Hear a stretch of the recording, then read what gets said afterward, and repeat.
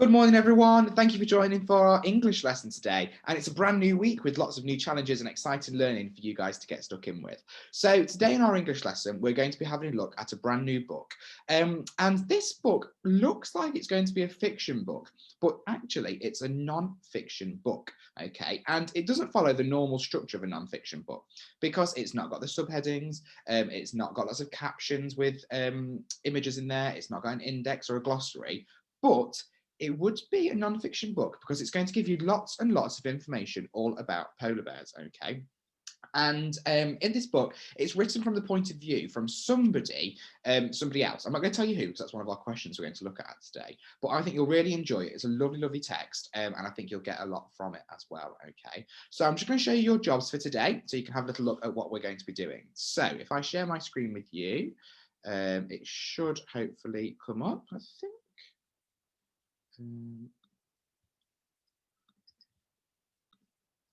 Okay, I think I've managed to do it now. So I'll just share that with you here. So it's a little bit like what we've been doing before with our shared reading. Okay, I've got some questions for you guys to have a look at, which will help you really think about the text that you're reading to help you comprehend it, which means to understand it better. Okay, and today's lesson we're using the Vipers again. And remember, our Vipers stand for different things that we can use, different skills that we can use to help us understand the text. I've written down just here for you what each of those means. So the V questions are for vocabulary. So we're looking at the types of words that either they're using in the text or words that we can think of to help us show our understanding. Our inference skills, so that's when we're using what I think I know. So we're reading between the lines and we're using the information that we can see and our own knowledge in our head to come up with a new understanding from it. We might be using some P for prediction. So if we're predicting something, we're going to say what we think might happen or what could come next. Explanation is where we're going to be explaining what we think is happening in the text. Retrieval, remember, is when we're grabbing that information from the text and we're pulling it and we're putting it in our head. We don't need to do much with it. We're just taking it out and we're saying what it is. So I can find the information that I need. And remember, to do that, we can use our skimming skills. So we're looking for a keyword and we're going to search the text to find that keyword, okay? And the last one is sequencing, where we're putting things into order. So I can say what happens at the start of the story, the middle of the story, and the end of a story, okay? So here are some of our questions that we've got today. So the first one, what colour is a polar bear's skin? How does this help them in their environment? So in the text, because this is an R question, you should be able to find this information in the text and have a think about what the key word would be. I'm going to be looking for the word skin in here, okay, when I'm looking for it. Now, when you're reading the story, I have actually put a link on today of somebody reading it for you on YouTube, so you can all access that because it's quite a long story, and I thought it might be a bit easier for you guys to find it. Okay, so hopefully you should be able to pause the video when you're watching it when you find those right bits of information. Okay, the next one is a vocabulary question. What do you think the word stalking means? And I've given you the sentence that it comes in here: stalking them whilst they are sleeping. So see if you can use your knowledge of vocabulary about what you think that actually means, okay? Inference, why do you think the author has used the word invisible to describe the polar bears? So this is where you're going to have to use your own knowledge. Why do you think he said that there, or she said, actually, I think it's Nicola Davies.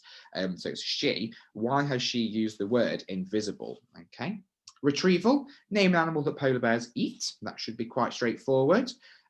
Inference, now this is an interesting one. Is a polar bear a herbivore, just eat plants, a carnivore, just eats meat, or an omnivore, which eats both plants and meat? Okay, and what information have you found to support this? Now, in the text, it will give you an answer which will help you to solve this one. And when I Googled this, I found interesting information. So afterwards, you can have a little look and see, but from the text, it would lead you to find an answer. Okay, the next one question we've got is a V question. List 3 adjectives that you would use to describe a polar bear. Can you explain why you've chosen these? So what I would do is I'd read the text all together to start with and then see if you can explain a word that you'd use to describe them. So remember, we say an adjective is a describing word, and that helps us remind us what an adjective is, okay? And then the last one says is a retrieval question. So who do you think is telling us the story, and how do you think they feel about polar bears? So actually this bit here, how do you think they feel about polar bears, might be a bit of an inference as well, won't it? Because you're using your knowledge about how they feel about them. So that might make you think, do they really respect them? Do they like them? them? Are they scared of them? Do they hunt them? I don't know. It's up to you guys to use your own knowledge and the skill and the information from the text to draw your own conclusions, okay? So that's your task for today, and this will all lead on to our big write that's coming up very soon, okay? We should probably be doing that next week. I've got one more job this week for you to do with English, which is just creeping up on the bottom of this page just here. So we'll use all this knowledge to help us come up with a really brilliant piece of writing at the end of it, okay? So I hope you like that, guys. Let us know how you get on. We look forward to seeing them in portfolios later on. See you all later. Bye.